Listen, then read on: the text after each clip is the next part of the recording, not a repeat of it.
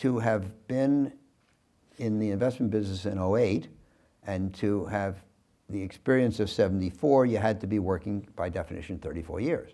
But the truth of the matter is that the investment business was terrible in the decade of the '70s. You couldn't get a job in the '70s. I know people, classmates of mine from grad school, who wanted to go into the investment business, but rather than get out in '69, when I did, they got out in '70. They couldn't get a job in the investment business for their whole lives. And they dug in other fields. But the point is, you had to have your job in the '60s. And that means by '08, you had to be working more than 40 years. How many people work more than 40 years? So by definition, the pool of people with the recognition of the past pattern is very small. And, you know, clearly we ran into very difficult problems. The overinvestment on high leverage in the subprime products in '05, '06 caused the loss of some of the most important banks and investment banks, and people started talking about the end of the world. And security prices melted down, loan prices melted down, and activity froze because everybody was uncertain. Will there be a tomorrow? If I buy anything today, will there be a market tomorrow? Will it have any value tomorrow? And all liquidity dried up. And as I say, people were talking about the end of the world, and it was the most pronounced cycle that we've lived through. But still, there was really no reason. I mean, I kept thinking about what Roosevelt said: the only thing we have to fear is fear itself. People were just afraid. They weren't afraid of anything rational. They were just afraid. And what you had to do is you had to keep your wits.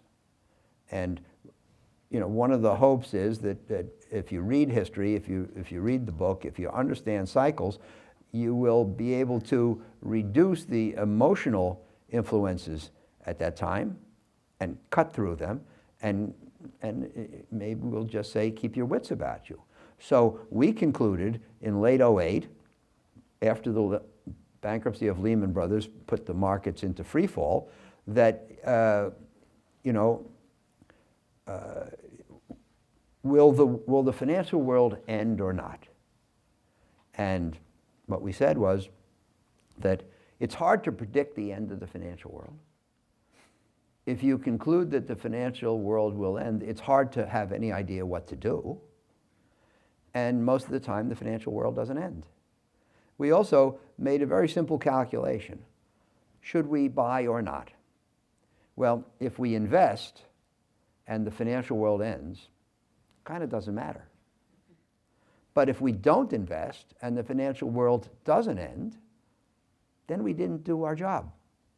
So by that, you know, here we are in an environment where really people had no idea what was coming next, and we're talking about the end of the world. And I thought the analysis was rather simple, that we had to buy. So at Oaktree, we invested $650 million a week in the last 15 weeks of '08. That's about $10 billion. And that's really all you had to do. It almost didn't matter what you did as long as you bought. And it was a point in time in the cycle, and these points in time come along every once in a while, where you don't need conservatism, caution, risk control, discipline, patience, or selectivity. You need money and the nerve to spend it. And if you had money and nerve to spend it in late '08 in the credit market or early '09 in the stock market, you've made a ton of money by playing that cycle.